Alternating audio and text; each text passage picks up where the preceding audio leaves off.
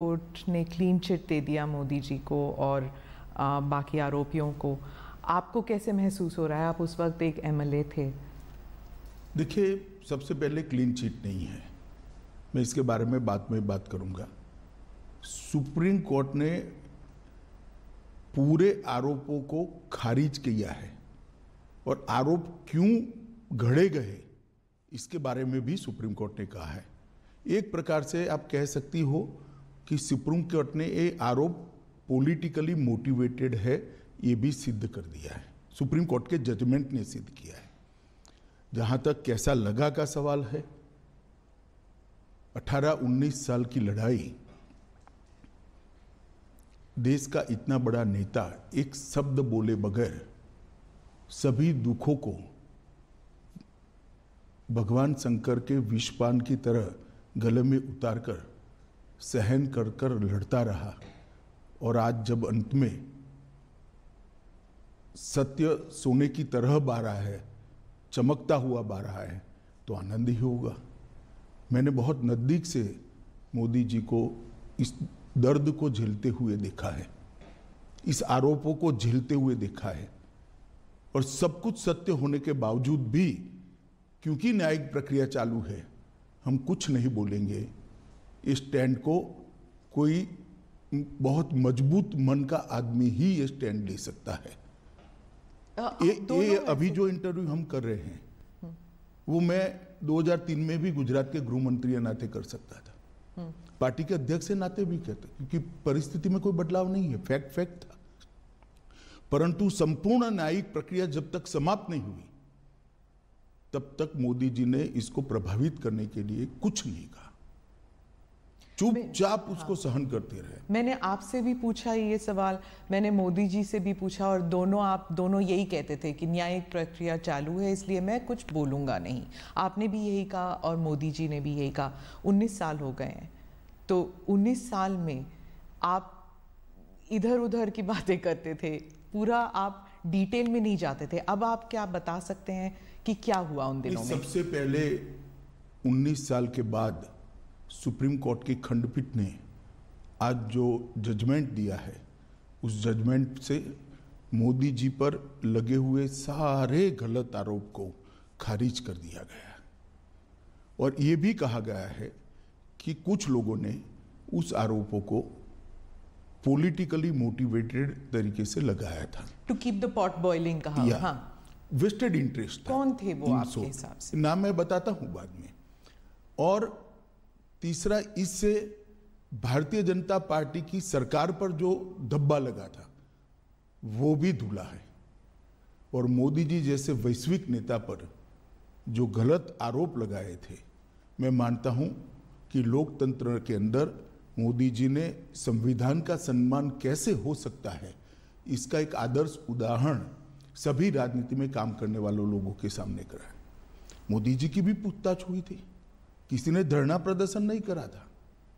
देश भर से कार्यकर्ता आकर मोदी जी के समर्थन में सॉलिडारिटी के लिए खड़े नहीं हुए थे। हम कानून को कोऑपरेट किए थे, मेरी भी अरेस्ट हुई थी, कोई धरना प्रदर्शन नहीं करे थे। और जब सत्य इतनी लंबी लड़ाई के बाद बाहर आता है विजयी होकर, तो सोने से भी ज्यादा उसकी चमक होती है। और मुझे बहुत अच्छा लग रहा है कि आज जिन लोगों ने भी मोदी जी पर आरोप लगाए थे, अगर उनकी अंतरात्मा है तो उन्होंने मोदी जी की और भारतीय जनता पार्टी की क्षमा मांगनी चाहिए। सिर्फ आरोप लगे थे क्या? दंगे हुए तो थे ना? आरोप क्या था? दंगे मोटिवेटेड थे, दंगों में राज्य सरकार का हाथ था, दंगों में मुख्यमंत्री का हाथ था, यहां तक भी कह गए। आरोप यह था, दंगे से कौन इनकार कर रहा है? देश में दंगे कई जगह पे हुए हैं। तो क्या उन दिनों में आप भी थे वहां पर? तो उन दिनों में क्या पुलिस जो है, जो कहते हैं कि पुलिस कुछ कर नहीं पाई, जो कुछ ऑफिशियल्स थे वो they were not able to do much, और बहुत से लोग कहते हैं कि वहाँ पॉलिटिकल जो व्यू था, इस वजह से ना तो पॉलिटिकल ना तो ब्यूरोक्रेसी ना ही पुलिस इतना कर पाई रोकने के लिए, दंगे रोकने के लिए। देखिए, भारतीय जनता पार्टी की विरोधी राजनीतिक पार्टियां, कुछ आइडियोलॉजी के लिए राजनीति में आए हुए पत्रकार और कुछ एनजीओ ने मिलकर, ये त्रिकूट ने मिलकर ये आरोपों को इतना प्रचारित किया और इसका इकोसिस्टम भी इतना मजबूत था कि धीरे धीरे झूठ को ही सब सत्य मानने लगे। पर उस वक्त तो आपकी सरकार दिल्ली में भी थी और आपकी सरकार गुजरात में भी थी, तो फिर मीडिया को या फिर उन लोगों का नेटवर्क इतना स्ट्रांग कैसे था? हमारी सरकार का कभी भी मीडिया के काम में इंटरफेरेंस का दखल ही, मतलब हमारा एटीट्यूड ही नहीं है, ना उस वक्त करा था ना आज कर रहे हैं। परंतु उस वक्त जो इकोसिस्टम बनी थी, वो इकोसिस्टम ने एक झूठ के पुलिंदे को इतना हवा बनाकर जनता के सामने खड़ा कर दिया कि इसकी इन्फ्लुएंस में सभी लोग थे, शायद कोर्टें भी होगी। अगर सत्य था तो फिर एसआईटी की क्या जरूरत थी? एसआईटी में आज मैं आपको सत्य बताता हूं, एसआईटी का ऑर्डर कोर्ट का नहीं था। एक एनजीओ ने एसआईटी की मांग करी, कोर्ट ने फॉर सेक ऑफ आस्किंग हमारे लॉयर को पूछा, हमारे लॉयर ने कहा मुझे इंस्ट्रक्शन लेने पड़ेंगे। लंच आवर के बाद फिर से कोर्ट बैठी, हमारी सरकार ने कह दिया कि हमें कुछ छुपाना ही नहीं, तो एसआईटी बने, हमें क्या आपत्ति है। It was consented decision, Gujarat सरकार की रिकॉर्ड पर कंसेंट है। कोर्ट ने अपने जजमेंट में भी लिखा है कि एनजीओ की मांग थी, गुजरात सरकार ने कंसेंट दी है। हम बहस कर सकते थे, मगर क्यों करें, क्योंकि हमें कुछ छिपाना ही नहीं था। आज जब जजमेंट आया है तब तय हो गया है कि जजमेंट में लिखा हुआ नाम मैं बोलता हूं, एक पुलिस अफसर का नाम दिया है, एक एनजीओ का नाम दिया है और कुछ पॉलिटिकल एलिमेंट्स का नाम दिया है। ये तीनों ने मिलकर जजमेंट के अंदर ये स्पष्ट कर दिया है कि सनसनी खड़ी करने के लिए झूठ बातों को फैलाया गया, झूठ बातों को आगे बढ़ाया गया और झूठे सबूत गढ़े गए। एसआईटी को जो जब जवाब लिखवा रहे थे तब भी उनको मालूम था कि ये झूठा जवाब है, जिसको एसआईटी ने भी बाद में कोर्ट के सामने रखा कि ये झूठे जवाब थे और वो जानते थे कि झूठे। आज कोर्ट ने स्पष्ट कर दिया कि सरकार ने दंगा रोकने के लिए भरसक प्रयास किए। कोर्ट ने यह तय कर दिया कि मुख्यमंत्री ने बार बार शांति की अपील की थी। कोर्ट ने यह तय किया घटनाएं मतलब ट्रेन जलाने की घटना के बाद जो दंगे हुए वो सुनियोजित नहीं थे, स्वप्रेरित थे। ये भी कोर्ट ने आज जजमेंट में कह दिया और तहलका द्वारा किए गए स्ट्रिंग ऑपरेशन को भी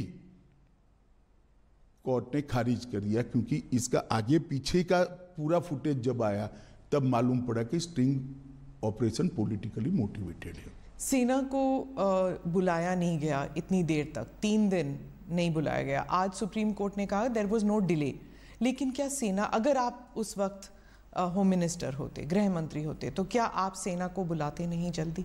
नहीं, जहां तक गुजरात सरकार का सवाल है, हमने कोई लेट लतीफी नहीं करी थी। जिस दिन गुजरात बंद का ऐलान हुआ उसी दोपहर को हमने सेना को बुला लिया था। सेना को पहुंचने में थोड़ा समय लगता है। आप हमारा हिसाब मांगती है, मांगना भी चाहिए, मुझे जवाब भी देना चाहिए, परंतु मैं क्लियर कर दूं, जहां तक गुजरात सरकार का सवाल है, एक दिन की भी देरी नहीं की है। रिकॉर्ड बहुत स्पष्ट है, कोर्ट ने भी इसको अप्रिशिएट किया है। परंतु दिल्ली में सेना का मुख्यालय है, दिल्ली में इतनी सेना है, जब इतने सारे सिख भाइयों बहनों को मार दिया, 3 दिन तक कुछ नहीं हुआ। कितनी एसआईटी बनी? हमारी सरकार आने के बाद एसआईटी बनी। कितनी अरेस्ट हुई? इतने सालों तक सिख नरसंहार में विपक्ष की सरकारें रही, कभी अरेस्ट नहीं हुई, और वो लोग हम पर आरोप लगा रहे हैं पार्शियलिटी के। आप और मोदी जी दोनों कहते हैं कि इट वाज अ टैक्टिक या फिर कह दीजिए कंस्पिरेसी कि गुजरात को एक बुरा नाम देने के लिए कि ये एक दंगाई प्रदेश है और बीजेपी जो है एक दंगाई पार्टी है, और गुजरात 2002 के बाद वो टैग लग गया। क्या आप मानते? मैं और मोदी जी नहीं कहते, भारतीय जनता पार्टी नहीं कहते कि हम पर टैग लगाने का झूठा प्रयास किया। अब सुप्रीम कोर्ट भी कहती है कि झूठा टैग लगाने का प्रयास किया। आप लोकतंत्र में संविधान को भी नहीं मानेंगे, सुप्रीम कोर्ट को भी नहीं मांगेंगे। पॉलिटिकल स्टेटमेंट सच्चे या सुप्रीम कोर्ट का सब एविडेंस एप्रिशिएट कर कर लिया गया फैसला सच्चा, ये देश की जनता ने तय करना पड़ेगा, आप जैसे पत्रकारों ने भी तय करना पड़ेगा। और अगर ये मत बनता है कि सुप्रीम कोर्ट का एप्रिशिएट हुआ एविडेंस एप्रिशिएट करने के बाद दिया गया फैसला सच्चा है, तो अब क्वेश्चन उठाने चाहिए। पत्रकारों की जिम्मेदारी है, जिन्होंने आरोप लगाए थे उनके ऊपर पूछना चाहिए उनको कि क्या आधार था ये आरोप का, और आधार था तो क्यों नहीं गए सुप्रीम कोर्ट में। आपने एनजीओज का जिक्र किया, कौन से एनजीओज हैं, क्या किया उन्होंने? देखिए, मैंने बहुत हरीडली जजमेंट को पढ़ा है, मगर इसमें तीस्ता सेटलवाड का नाम बहुत स्पष्ट दिया है। तीस्ता सेटलवाड की एनजीओ थी, नाम तो मुझे मालूम नहीं है उनका। उन्होंने हर थाने में इस प्रकार की भारतीय जनता पार्टी के कार्यकर्ताओं को इन्वॉल्व करने वाली एप्लीकेशनें दे दी थी, और मीडिया का दबाव इतना था कि सभी एप्लीकेशनों को सच मानकर ट्रीट किया गया। मीडिया और एनजीओज का एक नेक्सस था, आप कह रहे हैं इन दोनों ने मिलकर 20 साल तक चलाया ये पूरा? ना 20 साल नहीं चला, 2002 अब 2022। स्मिता बहन, सबसे बड़ी बात तो जनादेश होता है और जनता सब देखती है। 130 करोड़ लोगों के 260 करोड़ आंख होती है, 260 करोड़ कान होते हैं, सब देखती है, सब सुनती है। हम कभी चुनाव नहीं हारे। जनमानस ने, जनता ने कभी भी ये आरोप को स्वीकारा नहीं। मीडिया, एनजीओ और हमारी विरोधी पॉलिटिकल पार्टी आरोपों को चलाते गई। एक चला दिया कि सीडी के बारे में, सीडी लेकर राहुल शर्मा चले गए, वहां पर नोटिंग है, नोटिंग साइड पर रोज काम है, उसने अपने रिकॉर्ड में रखा है, कोई कानून को नहीं तोड़ा है, और सुप्रीम कोर्ट ने भी इसको स्वीकृत किया है। बहुत से लोगों का मानना है कि एसआईटी इन्फ्लुएंस हुई थी, बीजेपी का दबाव था एसआईटी के ऊपर। हालांकि सुप्रीम कोर्ट ने तो कुछ और ही कहा है अभी, लेकिन इतने साल तक जब इन्वेस्टिगेशंस चल रहे थे तो उस टाइम सालों साल डिले करते गए। तो इस देखिए, एसआईटी की रचना हमने नहीं करी थी, देश की सर्वोच्च अदालत ने करी थी। अफसर का चयन भी हमने नहीं करा था, देश की सर्वोच्च अदालत ने एनजीओ को सुनने के बाद करा था। और जो अफसर रखे गए थे वो भारतीय जनता पार्टी के रूल स्टेट से नहीं लिए गए थे, सेंट्रल गवर्नमेंट के लिए गए थे, और तब तक सेंट्रल गवर्नमेंट बदल चुकी थी, यूपीए की आ चुकी थी। तो एसआईटी इन्फ्लुएंस नहीं हुई थी, जरा भी इन्फ्लुएंस नहीं। और कोर्ट मॉनिटरिंग केस था, कैसे इन्फ्लुएंस होती? इतने महंगे महंगे लॉयर एनजीओ की ओर से अपीयर होते थे। जैसे जाकिया जाफरी कहती थी, जो आप महंगे लॉयर्स की बात कर रहे हैं, कि आपकी तरफ के जो लॉयर्स थे वो बहुत हेविली पेड थे, उनकी तरफ से नहीं थे। एसआईटी के लॉयर्स जो थे हमारी ओर से हमारे लॉ ऑफिसर ही थे और कोई नहीं था। हाँ, उनको बहुत पैसे, लॉ ऑफिसर को इतना पैसा नहीं मिलता है, आप जानती हो। इसके पेमेंट का एक सिस्टम होता है, इसका रेट शब्द प्रयोग ठीक नहीं है, मगर उनकी फीस तय होती है। और कई सारे इतने गलत बातें कि फायरिंग में सिर्फ मुसलमान मारे गए, कोर्ट ने आज ये भी नकार दिया कि ऐसा नहीं हुआ है।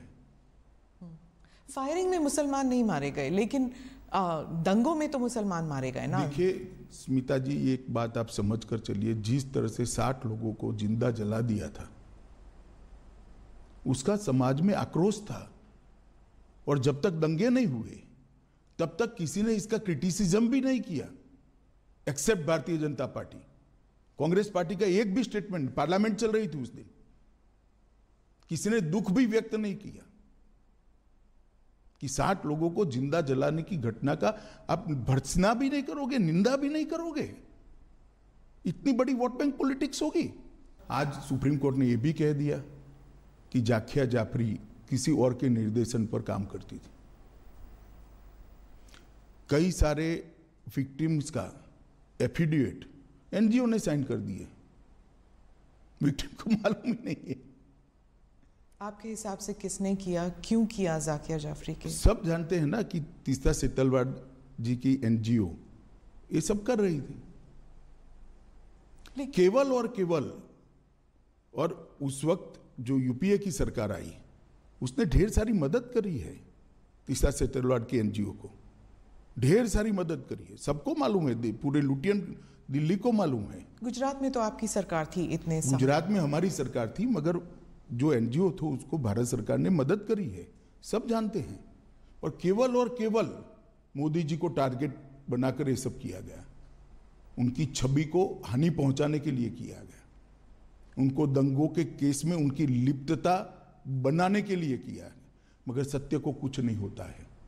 ये लंबी लड़ाई मोदी जी ने बहुत धैर्यपूर्वक सारी वेदनाओं को, वो विष को हजम करते हुए लड़े, और आज चमकते सूर्य की तरह सत्य बाहर आया है, मोदी जी जीत कर बाहर आए हैं। भारतीय जनता पार्टी के दंगों का कोई आरोप नहीं रहता। और मैं पूछना चाहता हूं, जो हम पर लगाते हैं, उनके शासन जहां जहां रहे हैं वहां दंगे नहीं हुए हैं क्या? उत्तर प्रदेश का वो इतिहास उठाकर देख लीजिए। पर कभी लेबल नहीं लगा किसी पर? लेबल लगाया नहीं आप लोगों ने, लेबल हमने थोड़ी ना लगाया है, लेबल फैक्ट के आधार पर थोड़ी ना लगा है। आप भी नहीं लगा पाए एज अ पॉलिटिकल पार्टी? हम करते ही नहीं, हम करना भी नहीं चाहते, हम क्यों किसी पर लगाए लेबल? दंगों का पॉलिटिकल उपयोग करना ही नहीं चाहिए। गुजरात में जब भी इन्वेस्टमेंट समिट होता था, हर अखबारों में दंगों पर आर्टिकल आ जाते थे, 10 साल तक 12 साल तक कंटिन्यूअस आए। मोदी जी जब भी विदेश जाते थे, उनको एम्ब्रेस करने के लिए विदेश के अखबारों में आर्टिकल छपाए गए। एक व्यक्ति को परेशान करने के लिए कैसा हो सकता है? मुझे तो लगता है आप जैसे व्यक्तियों ने थीसिस लिखना चाहिए कि वीसीएट कैंपेन कैसा होता है, ये कैंपेन चलाने वालों से सीखिए। तो इसलिए सुप्रीम कोर्ट का ये वर्डिक्ट इतना अहम क्यों है पार्टी के लिए और मोदी जी के लिए? मतलब आप जब इतिहास लिखेंगे आपकी पार्टी के लिए, तो 20 साल बाद, क्योंकि आज का जो युवा है वो तो जानता भी नहीं शायद 2002 में हुआ क्या, क्योंकि ये 20 साल पुरानी बात है। तो आज के युवा जब ये देखेंगे तो उस दिन क्या हुआ, उन 3 दिनों में क्या हुआ? क्या आपको अब कोई रिग्रेट्स हैं, और अब आप क्या देखते हैं इस सुप्रीम कोर्ट के वर्डिक्ट को? पहले एक बात समझ लीजिए, आज का युवा नहीं जानता है ऐसा आप कह सकते हो। इतिहास हजारों साल जिंदा रहता है, और झूठे आरोप जो होते हैं उसका निरसन न्यायालय के माध्यम से होना बहुत जरूरी है। और इसलिए लंबी लड़ाई, 18-19 साल लंबी लड़ाई मोदी जी भी लड़े हैं और सत्य ढूंढने वाले लोग भी लड़े हैं, और आज विजयी होकर बाहर आए हैं। क्या इसलिए ये लड़ाई जरूरी थी? मतलब कि आप इतिहास जब लिख रहे हैं अपनी पार्टी लिखने के लिए नहीं, किसी भी झूठ के सामने लड़ाई करना निहायत जरूरी होता है। किसी भी अपप्रचार के सामने उसको एक्सपोज करना बहुत जरूरी होता है। इतिहास तो अपने आप बनते रहते हैं। 2 बार 2/3 बहुमत से जीतना ही इतिहास है। देश में जीएसटी डाल देना भी इतिहास है। देश के अंदर सीडीएस बनाना भी इतिहास है। देश के पहली बार सर्जिकल स्ट्राइक करना भी इतिहास है। पहली बार एयर स्ट्राइक करना भी इतिहास है। पूरे दुनिया में भारत के गौरव को आसमान तक ले जाना भी इतिहास है। इतिहास की तो खैर बहुत सारी बातें हैं, परंतु झूठ के खिलाफ लड़ाई लड़नी चाहिए, और मोदी जी डट कर लड़े हैं, धैर्यपूर्वक लड़े हैं, और आज विजयी होकर बाहर आए। पार्टी के लिए ये कितना सिग्निफिकेंट है पॉलिटिकली, मैं पूछ रही हूँ? बहुत सिग्निफिकेंट है।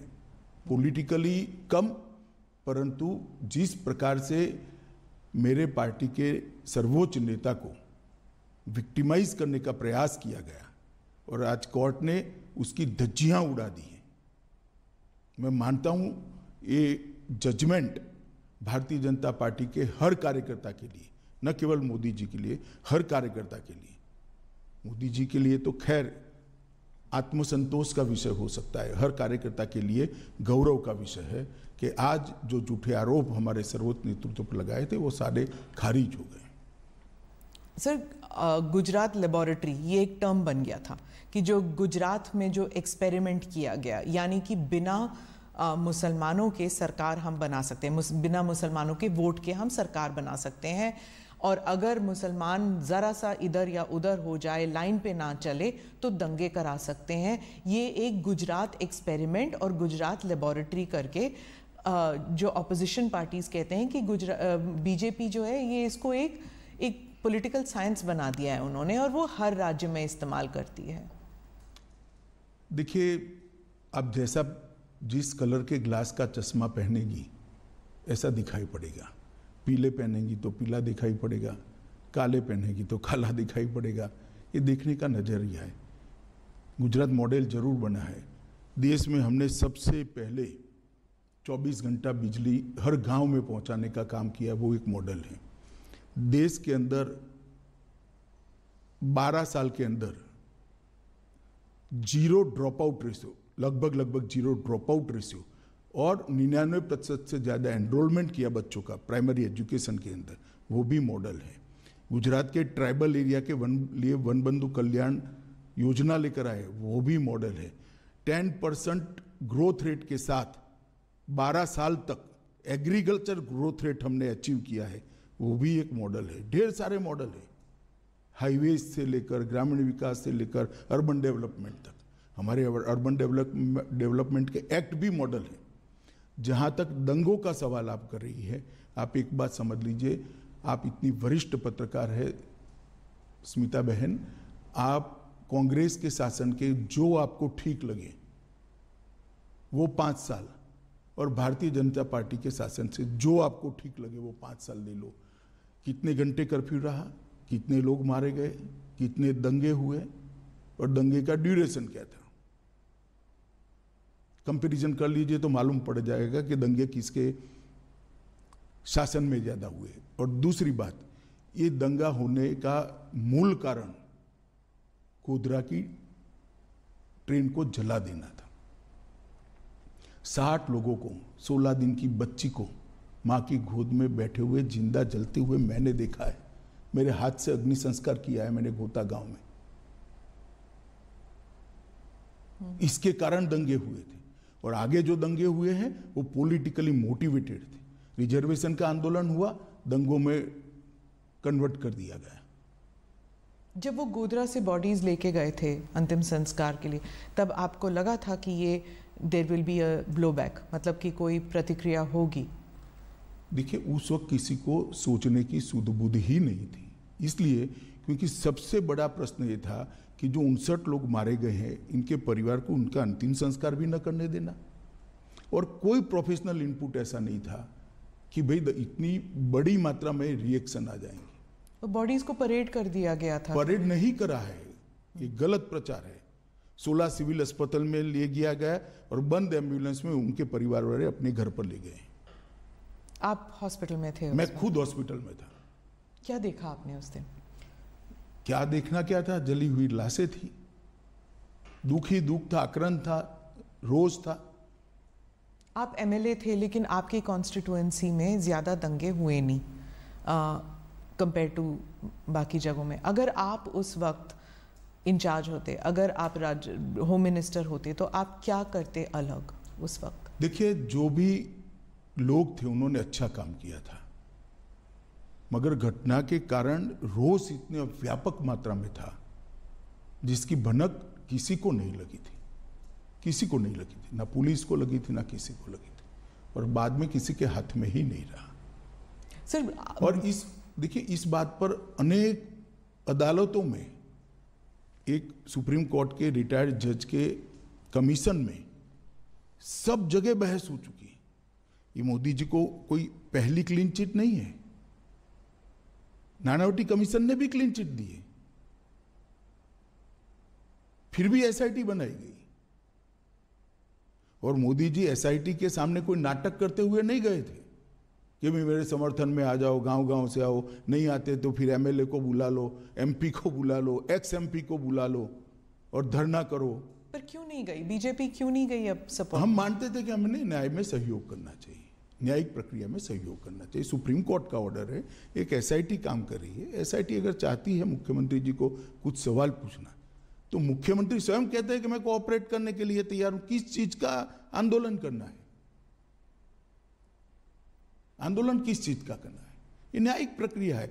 हमारे यहाँ कोई भी व्यक्ति न्याय की परिधि से बाहर नहीं है। नहीं, दैट आई एग्री, लेकिन आप खुद कह रहे हैं कि विक्टिमाइजेशन हो रही थी। मतलब आपको आपके खिलाफ जो चल रहा था उस टाइम मीडिया ट्रायल या एनजीओ, उसके खिलाफ आंदोलन, क्या वो जस्टिफाइड नहीं था?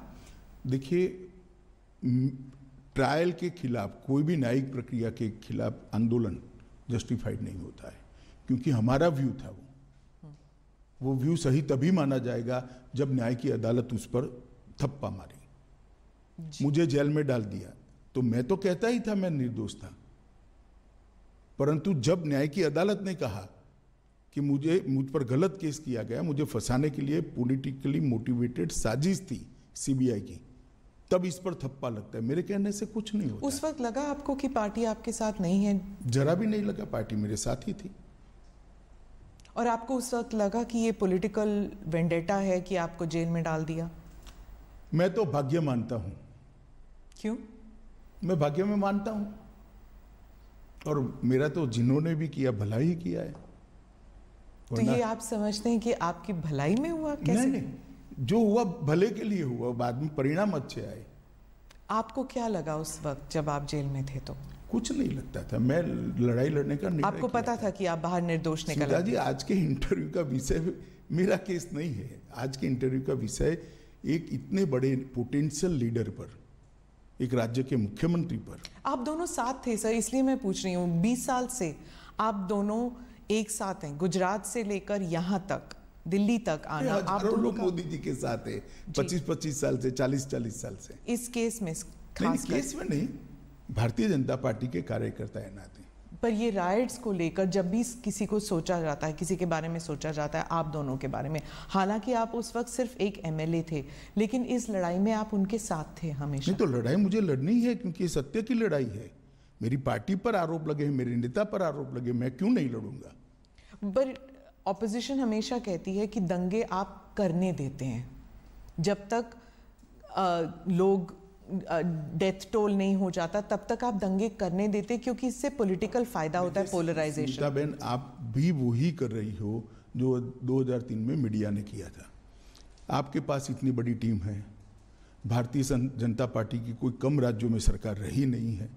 जहाँ जहाँ हमारी सरकार है, वहाँ पहले कांग्रेस की भी सरकार थी, सपा की भी थी, बसपा की भी थी, तृणमूल कांग्रेस और कम्युनिस्टों की भी है।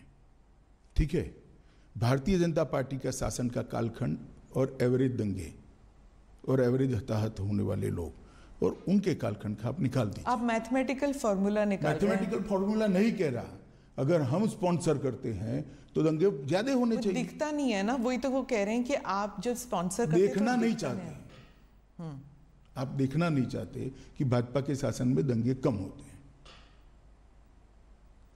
दंगे जब होते हैं, वो कह रहे हैं, ऑपोजिशन कहती है दंगों से फायदा होता है बीजेपी को, पोलराइजेशन से पॉलिटिकल फायदा होता है, इलेक्टोरल फायदा होता है। तो फिर हम ज्यादा कराते हैं, दंगे तो कम हो रहे हैं। मैं गुजरात पे वापस आती हूँ, क्योंकि आप गुजरात स्पेसिफिक इंटरव्यू आपने कहा कि आप और किसी चीज़ पर बात नहीं करना चाहते, सिर्फ गुजरात पर बात करना चाहते हैं। आप मुझे बताइए कि अब आप 20 साल अगर आपको रिवर्स पे देखना पड़े, तो क्या मोदी जी कर सकते थे जो उन्होंने नहीं किया? ऐसा है, सब कुछ किया है। मैं तो बहुत नज़दीक से देख रहा था। इतने डिटेल में शायद ही किसी मुख्यमंत्री ने काम किया था। एक थाने की स्ट्रेंथ 100 पुलिस की होती है, 150 पुलिस की होती है।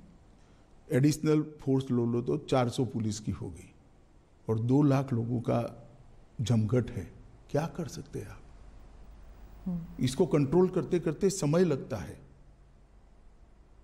टीयर गैस, लाठीचार्ज, ये सब हुआ है, फायरिंग हुआ है। 900 लोग फायरिंग में मारे गए। तीसरे दिन नहीं, दूसरे दिन भी हुआ है। पहले दिन तो सवाल ही नहीं था, घटना थी। दूसरे दिन भी फायरिंग हुआ है, तीसरे दिन भी हुआ है। परंतु सरकार को भी व्यवस्थाएं करने में और जो स्केल बन गया, उस स्केल को पहुंचने में थोड़ा समय लगता है। और मैं आपको बताना चाहता हूं कि मुझे पूरा मालूम है, इस वक्त गिल साहब भी हमारे यहाँ आए थे हमारी मदद में, मोदी जी की सरकार की मदद में। गिल साहब भी आए थे। गिल साहब के साथ मैंने भी डिनर करा है। उन्होंने कहा इससे ज्यादा प्रॉम्प्ट एक्शन मेरे जीवन में मैंने नहीं देखा है। और उन्होंने पंजाब एक्शन देखा हुआ था। हाँ, कि इससे ज्यादा न्यूट्रल और प्रॉम्प्ट, दो शब्द प्रयोग थे, न्यूट्रल और प्रॉम्प्ट एक्शन मैंने मेरे जीवन में पुलिस की करियर में नहीं देखा है। फिर भी आरोप लगाए, गिल पर ही लगा दिए आरोप। अब जो पिटिशनर्स हैं वो कह रहे हैं उन्हें न्याय नहीं मिला सुप्रीम कोर्ट के, जाकिया जाफरी, क्या उन्हें न्याय मिला है? आपको क्या लगता है? मैं निश्चित रूप से मानता हूं एक ही जजमेंट सेशन कोर्ट में आया, इसके खिलाफ आपने हाई कोर्ट में अपील की, हाई कोर्ट ने कड़ाई से, सेशन कोर्ट से ज़्यादा कड़ाई से कहा, इसके खिलाफ आपने सुप्रीम कोर्ट में अपील करी, सुप्रीम कोर्ट ने इससे भी कड़ाई से कहा। फिर भी आप स्वीकार नहीं करते हो तो क्या कर सकते हैं? और दूसरा, डेट जिसने ली है, इसका रिकॉर्ड न्याय की अदालतों में पड़ा हुआ है, देख लेना चाहिए जिसको भी इंटरेस्ट है उसने। हर बार एनजीओ ने डेट ली, लंबा खींचना, इश्यू को पेंडिंग रखना। क्यों? क्योंकि मोदी जी पर आरोप लगता रहे। तो जस्टिस वो नहीं चाहते थे, वो पॉलिटिकल वेंडेटा चाहते थे, क्या ये कह रहे हैं आप? पॉलिटिकल गेन चाहते थे। मैं जाकिया जी की बात नहीं कर रहा, जो एनजीओ साथ में लगे थे, जो पॉलिटिकल पार्टियां एनजीओ को फंडिंग कर रही थी और जो मीडिया के ग्रुप एनजीओ को प्रसिद्धि दे रहे थे, वो लोग। सर मुझे बताइए कि 2002 के बाद और इस न्यायिक प्रक्रिया के बाद क्या लेसन्स हैं? क्योंकि मंथन तो होता है आपकी पार्टी में और गवर्नमेंट में भी, सरकार में भी, तो क्या लेसन्स आप सीख चुके हैं इससे, क्या कि ऐसे अब कभी ना हो? ढेर सारे सुझाव आए हैं। वो सारे सुझाव, मैं ही गृह मंत्री था, मोदी जी ही मुख्यमंत्री थे। गुजरात पुलिस ने अपनी कार्यपद्धति के अंदर इनकॉर्पोरेट कर दिए गए हैं, ट्रेनिंग मॉड्यूल भी बदले गए हैं, सूचना प्राप्त करने की पद्धति को भी बदला गया है, सूचना का ग्रेडेशन करने की नई सिस्टम इवॉल्व कर दी गई है, और सूचना ग्रेडेशन करने के बाद इसके अनुरूप एक्शन क्या होंगे, इसकी भी एक एसओपी बनाई गई है। इसलिए 2002 के बाद गुजरात में एक भी दंगा नहीं हुआ। सेंटर स्टेट में जो तालमेल होना चाहिए राइट्स कंट्रोल करने के लिए, क्या उसे फाइन ट्यूनिंग, उसकी फाइन ट्यूनिंग मुझे लगता है व्यवस्था ठीक है।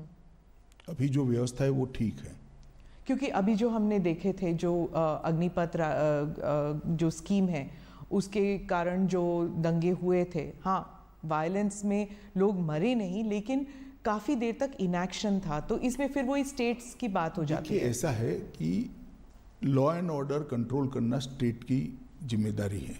भारत सरकार सहयोग कर सकती है, स्टेट की डिमांड पर सहयोग कर सकती है, और जब स्टेट को लगता है कि हमारी स्टेट की मशीनरी कम पड़ रही है या तो हमें ज़्यादा मैन पावर चाहिए जो स्टेट के पास उपलब्ध नहीं है, तो रिजर्व फोर्स में से भारत सरकार की मैन पावर जाता है। ये व्यवस्था बहुत परफेक्ट है, और हर स्टेट में कमोबेश भारत सरकार के सीएपीएफ्स के बटालियन लगे हुए हैं, तो कहीं और से नहीं लाना है। मानो बिहार है तो एसएसबी हमारी तुरंत घंटों में पहुंच सकती है। पर उसमें भी कहा जाता है कि पॉलिटिकली हो जाता है मोटिवेट, जैसे ममता जी कहती हैं कि जो सेंट्रल फोर्सेस हैं वो पॉलिटिकल आदेश पर काम करती हैं। स्मिताबेन, ममता जी को ना आप समझा सकते हो ना मैं समझा सकता हूँ, छोड़िए, इसके आधार पर एडमिनिस्ट्रेशन कैसे तय होगा? पॉलिटिकल बातें करने के लिए हर एक को इस देश में स्वतंत्रता है। जी, आपका कोई आज जब ये रूलिंग आई तो आप, एक बार और पूछूंगी मैं कि आपको कैसे महसूस हो रहा है आज के दिन? मुझे बहुत अच्छा महसूस होता है। मोदी जी को बहुत सारे बदनामी झेलते हुए मैंने देखा है। मोदी जी पे बहुत सारे झूठ और झूठे आरोप मढ़ते हुए, निर्लज्जता से मढ़ते हुए मैंने देखा है। इसके बावजूद भी संवैधानिक प्रक्रिया है, कानूनी प्रक्रिया, इसके ऊपर कुछ नहीं करना है, ये बोल्ड स्टैंड लेते हुए मैंने देखा है और 18 साल धैर्य रखते हुए देखा है और 18 साल के बाद आज विजयी होते हुए भी मैंने देखा है। मुझे तो बड़ा संतोष है कि सार्वजनिक जीवन में नरेंद्र मोदी ने एक ऐसा एग्जाम्पल सेट किया है कि आरोप कितना भी झूठा हो, आप उसको न्याय की अदालत ही तय कर सकती है, सच है या झूठ है, तब तक धैर्य रखना चाहिए। सुप्रीम कोर्ट में ऑब्जर्वेशन ये भी था कि उस वक्त की सरकार ने दंगा रोकने का प्रयास नहीं किया और ये भी कि कुछ विटनेसेस जो हैं वो ऐसे जवाब दे रहे थे जैसे कि डिक्टेशन दे रहे हैं उन्हें। दोनों चीज़ें ऑब्जर्व किया गया। देखिए, उस वक्त सुप्रीम कोर्ट ने जो ऑब्जर्वेशन किया था वो एनजीओ के एफिडेविट के आधार पर किया था। इसकी जांच के लिए एसआईटी बनाई थी, एसआईटी ने अपनी रिपोर्ट दे दी और आज जो जजमेंट आया उसमें सुप्रीम कोर्ट ने कहा है राज्य सरकार ने दंगा रोकने के लिए भरसक कोशिश की, राज्य सरकार ने उचित समय पर उचित कार्यवाही कर कम नुकसान में दंगों को समाप्त किया और राज्य सरकार ने सुप्रीम कोर्ट द्वारा दी गई विटनेस प्रोटेक्शन की स्कीम को पूरा का पूरा फुल स्टॉप कॉमा में पूरा किया है। तो इसीलिए कहा जाएगा कि सुप्रीम कोर्ट को भी इन्फ्लुएंस किया है। सवाल ही नहीं है सुप्रीम कोर्ट को इन्फ्लुएंस करने का। आप आरोप लगाने के लिए तो कोई भी कुछ भी लगा सकता है, परंतु आप जजमेंट पढ़ेगी, मेरे हिसाब से 300 से ज़्यादा पेज का जजमेंट है और हर आरोप को सुप्रीम कोर्ट ने गोलमोल नहीं किया है, डील किया है। किस आधार पर ये करा है? सामने से श्री कपिल सिब्बल ने बहुत सारे आर्ग्यूमेंट्स किए हैं, ऐसा नहीं है। ये इतने सालों से लड़ा जाने वाला केस है, सुप्रीम कोर्ट में 7 साल तक केस चला है और हर बार पूरे दिन सुनवाइयां हुई है।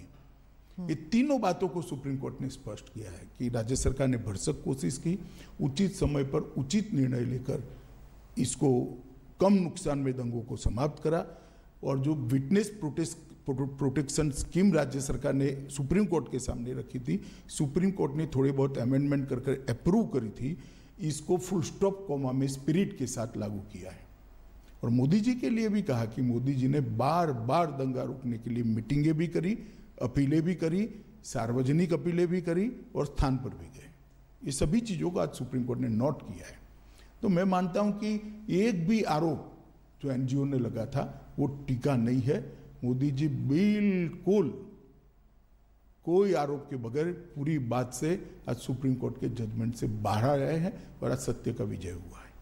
मीडिया और एनजीओज, इन दोनों के ऊपर सुप्रीम कोर्ट ने भी कहा है, आप एक बार अगर आप कहें कि आप what do you think should be the role, और क्या रोल मीडिया ने नेगेटिव पॉजिटिव, एनजीओज ने नेगेटिव पॉजिटिव क्या किया? नहीं, त्रिकूट है, सिर्फ मीडिया और एनजीओ नहीं है।